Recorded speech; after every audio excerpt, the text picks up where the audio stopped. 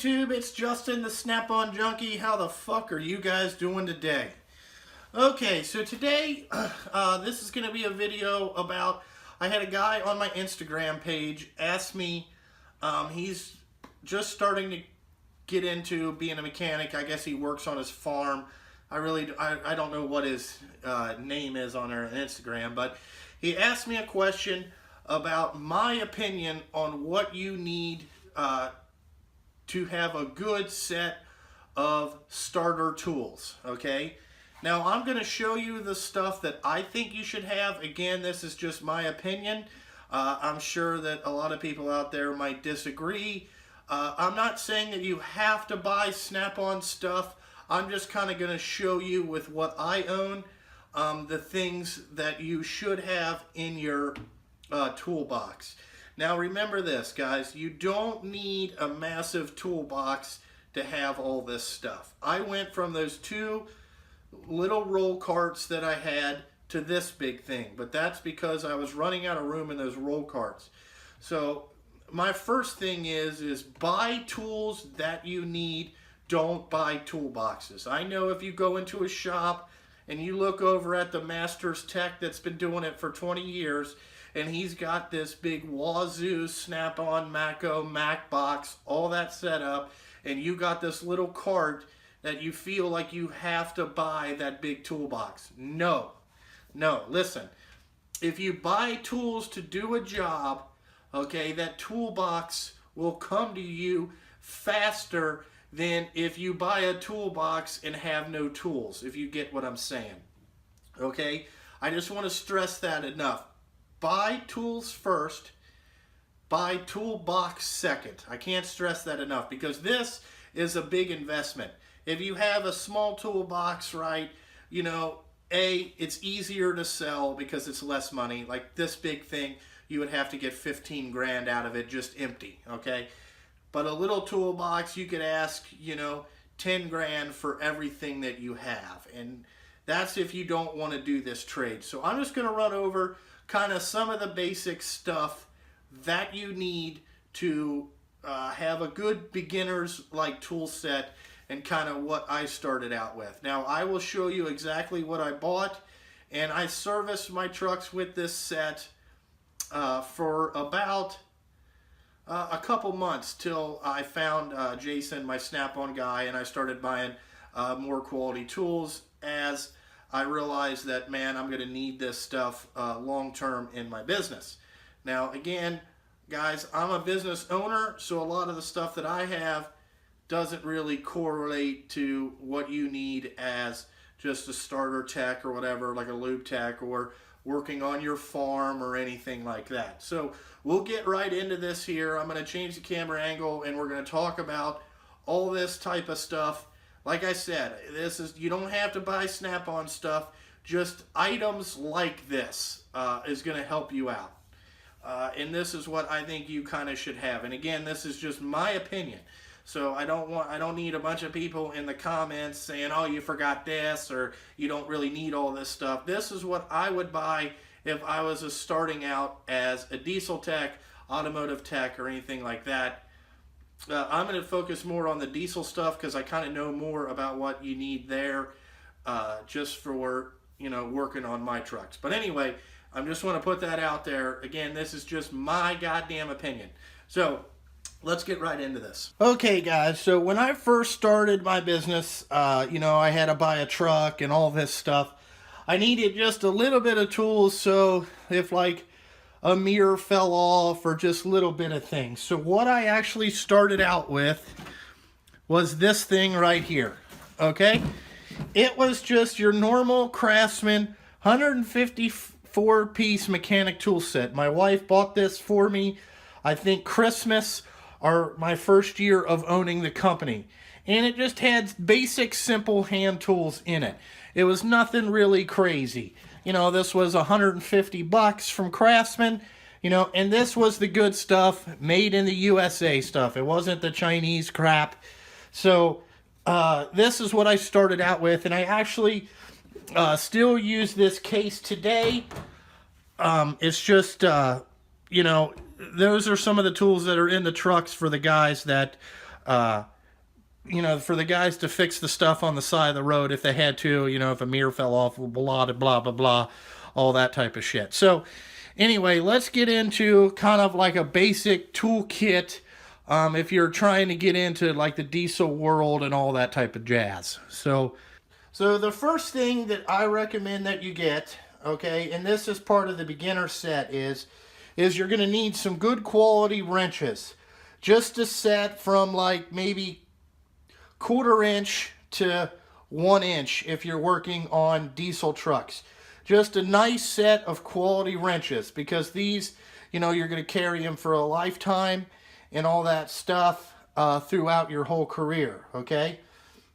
So a good set of wrenches. Now the next thing to do with wrenches is get you some crow's feet or some line wrenches. I prefer the crow's feet wrenches, line wrenches myself, than these things, because most of the time where you need these, they're in tight spots. So, you know, a set of those. They don't have to be, you can buy Craftsman, doesn't have to be Snap-on stuff, but just a good set, okay? Now let's get into sockets and ratchets, okay? So for 1/4 inch, you just need a basic 1/4 inch set. 6-point, you know, non-impact, all that type of stuff. You just need a basic 1/4 inch set in case you have to reach down and all that type of stuff. And just a basic set of 1/4 inch extensions is really all you need. Just to give you kind of a little bit of angle, okay? Or length, or whatever you might need, okay? So, you know, because sometimes, you know, like small electronical connectors use 1/4 inch. Okay, now 3/8. Now this is where I would buy 2 different types of ratchets. I'd buy a regular non-flex heading ratchet, maybe a breaker bar, but the most important thing I would get is I would get some kind of flex head ratchet. Now I like the locking flex head ratchets. I don't know why, it's just preference. Okay, but just you know, a ratchet, a long one and kind of a regular size one. You don't need no ultra stubby and all this weird shit. Just, you know, 2 different types of ratchets. You know, even the one with the swivel end or a round style, you know, that you can use as a driver, anything like that. So that's 3/8 stuff. Now 3/8, what I would recommend is impact sockets, especially if you're working on diesels. Now cars, you know, I don't know, because the impact socket is just a little bit thicker. But again, you're trying to maximize the money that you have. So an impact socket, you can use it with an impact or just a regular ratchet, okay? And, you know, I don't know if you need 12-point to start. Really, I don't use much 12-point stuff. I have it, but that's just because, you know, I'm a junkie. But I have that stuff. So just a basic set of impact sockets and all that type of stuff. You know, maybe a ball type swivel socket, anything like that, but just 6-point. These are going to last you forever, you know, as long as you don't abuse them. Okay? All right. Now, another thing that I kind of like is these swivel impact sockets. I wouldn't say that this is a beginner's. This is the next item you want to buy. I really like these.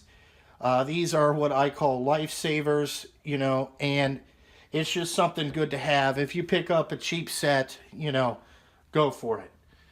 Okay, so then we're going to talk about 1/2-inch stuff. Now, on a regular car, 1/2-inch stuff you're not going to use. So if you're like working out at, you know, you're working on a Honda, you're not going to need 1/2-inch very much.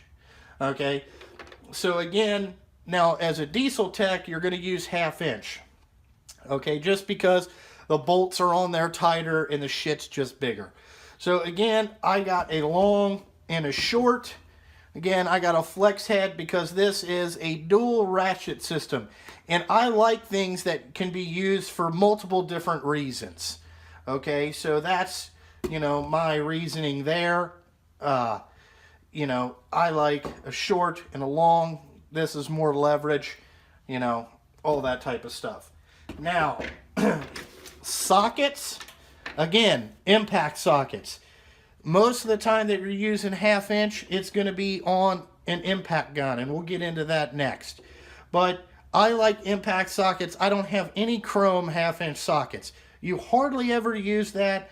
Most of the time, you know, you're going to be working in a flat rate system where speed is your friend. Okay, and again, 6-point sockets is really all you need. But I do recommend, you know, 3 different drive sizes and, you know, 6-point. Start with 6-point. You hardly ever use 12. I can count on just a couple occasions that I've used 12-point. Like axle nuts are going to be 12-point, but you can get that later, you know, when you start working in the shop, and you'll kind of know what you need. Maybe only buy the size that you need. But that is my thoughts on ratchets and sockets and wrenches. Just a good set of basic wrenches so we all understand what that is. So the next thing we'll get into is impacts and things like that. So now let's talk about what you need for like air or electric stuff. So I recommend a small 3/8 electric impact gun. Okay, it doesn't have to be this model. Any brand will work, even one of those 1/4 inch drivers. You're always going to need something like this, you know, because nobody wants to ratchet all day. Seriously, nobody wants to do this. You want to put something on there and get wild with it. So one of those. Okay, now working on diesels and stuff like that, I like electric ratchets. Okay, I don't like the air ones because they're loud and you can bang your hands around. But if you're trying to take off fans, you know, because when you start out, you're going to get belts and hoses and fucking fans. You're going to take fucking, you know, fans off a truck. Now, this will let you reach in there in a tight spot and motor the stuff off, okay? And then what you're going to need is a good 1/2 inch electric impact. You know, there's a bunch of different models out there. I really don't care which one you pick. These are the ones that I own. So I thought that that would be a good item to have, okay? Now with air tools, I only recommend 3/8 and a 1/2 inch. I do have 3/4. You're not going to need that to start out. You know, your first day, they're not going to be like, hey, we got an end frame coming in. All you. You know what I'm saying? They're not going to do that to you. So really, you need a good 3/8 gun, 1/2 inch air impact, because a lot of times this just ain't got enough power. This might not have enough power.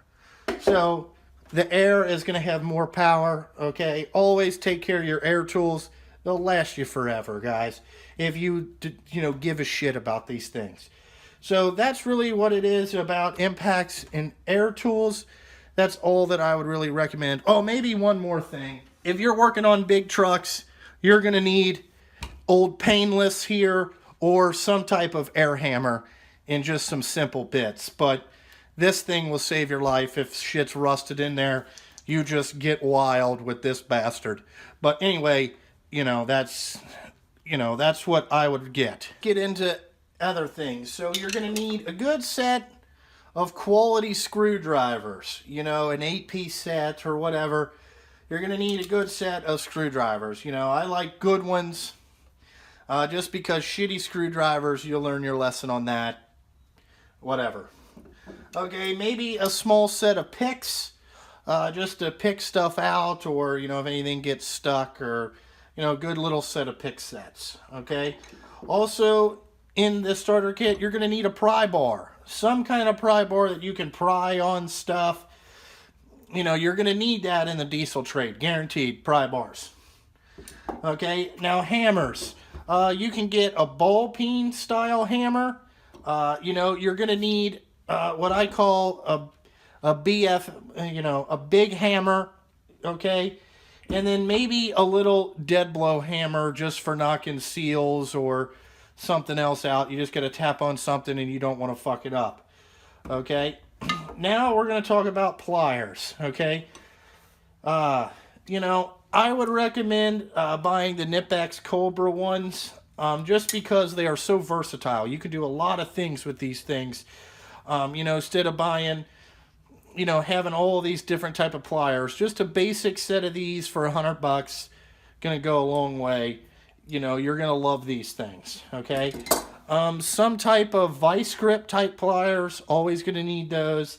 I would recommend a needle nose and then just a regular set of vice grips. That's it. Okay. You're gonna need cutters to cut electrical wire, whatever you need to cut. Some types of, zip ties. You're going to be cutting a lot of that shit. A good set of pliers. You're going to need also a good set of needle nose pliers. If you have to reach down and get anything, I'd recommend that. And then a good set of electrical connection pliers. Wire strippers and connectors. When you first start out, I'm sure you're going to be doing a lot of, fix lights and all this horse shit, so you're going to need a good set. Now, I would suggest spending more money on this because you don't want stuff coming back for you didn't get it connected properly and all that type of stuff. So invest in a good set of these, goes a long way. So that's really about pliers and stuff like that. Then I'm going to get into a little bit of just, kind of little bit of extra stuff.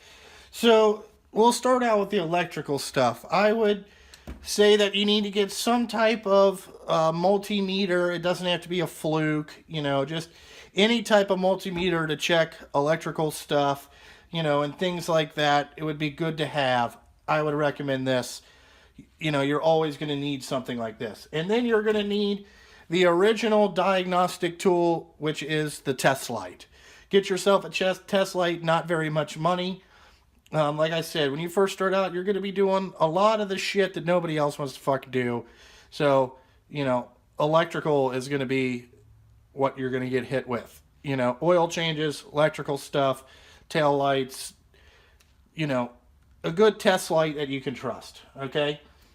Now, I recommend a good measuring tool. Now, I like just a dial caliper. This way you can kind of, learn about bolts, or if you have to do simple measurements, these are always good to have. You never know what you might need there. Again, you don't have to spend a bunch of money on this. Just a little set of calipers goes a long way. You can measure a bunch of different stuff. That's a good idea. Okay, you're going to need some type of flashlight. Whether you get a rechargeable one, which I would probably go with, just because you don't want to keep buying fucking batteries. Buying batteries is stupid. So, a good rechargeable light is what you're going to need, so you can just look at shit, and things like that. I would also recommend a pickup tool if you drop something, a mirror and a magnet. It doesn't have to be this type of stuff, but just any kind of little simple thing to pick stuff up. Magnet and a little mirror in case you had to get down in there. Now, I like the ones with the lights on them here, just so you can kind of shine some light down in there. That's just my preference. But anyway, guys, I hope that kind of gets you just a general idea of stuff to get. You don't have to, a lot of this stuff, if you went to Harbor Freight or Lowe's or Sears, Craftsman, you can pick this stuff up you should be able to get a lot of this stuff for under $1,000, and if you use your money right, you can always buy this, tool truck brand stuff later. Don't feel like you got to go in there and have this stuff. Just know that, the cheaper quality tools that you buy, over a long period of time, they're going to wear out. They're not going to be as efficient, as the more quality name brand stuff. But do your research, find out what you want to buy, go from there, Try to maximize your money the best way that you can, if you will. I think that you'll do a lot better when you do that, when you try to, buy things that have multiple uses. That's what I'm telling you to start. That's number one. So I hope that kind of, understood just a basic starter set. Like I said, thank you for the question for the guy on Instagram. I will try to answer as many questions as I can. I am here to please you. So, okay, guys, I hope that helped you out. If you're out there aspiring to be a mechanic or whatever, which is a great thing. Some of the stuff you'll need for basic tools. Now, I realize, that this is just my opinion again, but a guy asked me on Instagram, so like I said, I'm here to please. Also, I got some fan mail in over the weekend. That's pretty cool. A guy sent me a wonderful letter, and all that stuff. I won't, share it all with you here, but his name is Rich T. Repair, and he sent this to me all the way from the United Kingdom, which is England, which was pretty cool. He said he had this thing from when he started being a mechanic, and he's a fellow Snap-on tool user, and he hopes to start a YouTube channel very soon. And what he sent me is a 15mm Snap-on socket from 1980. Which is absolutely cool as shit. It was made in Canada. And wow, you could tell a big difference from their socket design till what Snap-on did now. So, this is a brand new socket. This is one from 1980, which is, you can see that they changed the design here and stuff like that. And that's pretty cool. So, there's that. Also, let's see, visit the snaponjunkie.com. We still have stickers for sale and all that stuff. Visit my Instagram page at the Snap-on Junkie. And if you guys have your stickers, on your toolboxes and stuff, you can send me pictures through there and I will like them. I'm really looking forward to doing some more ratchet restorations. I really have fun with those. I don't know why, but I really enjoy doing that. I probably cut down, you guys kind of seen the technique that I use now, and we'll probably just do a, we'll go over fixing them and what they need and stuff like that, but it probably won't be as in-depth as the first one.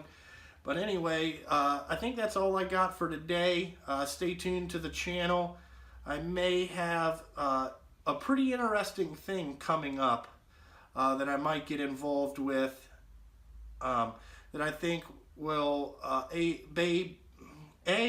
kind of show my mechanical skill level, and it would be quite interesting for you guys out there that are in the cars and things like that to kind of show you a little bit of behind the scenes type stuff, what it takes to do this and stuff like that. It would be a pretty good series, but we'll see how that goes. I haven't fully made up my mind yet on that. I'm talking to some people just to kind of see how they feel about it. I don't want to step on anybody's toes. I have a friend that's not going to be involved in it, and I would feel more comfortable if he was involved. And I don't want to have any hard feelings between me or him. And that's just something personal. It's kind of, I didn't know why these people called me. And it's quite interesting. I thought I would never hear from them again, but they called me, and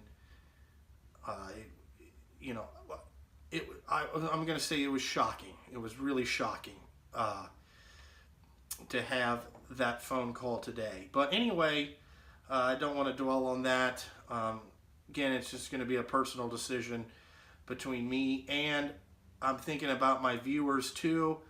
I will tell you that I probably won't do it if I can't show it on to you guys. So, I take this channel very seriously.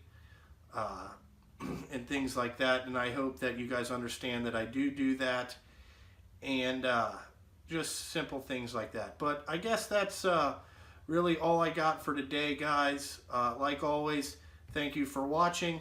Have a good one.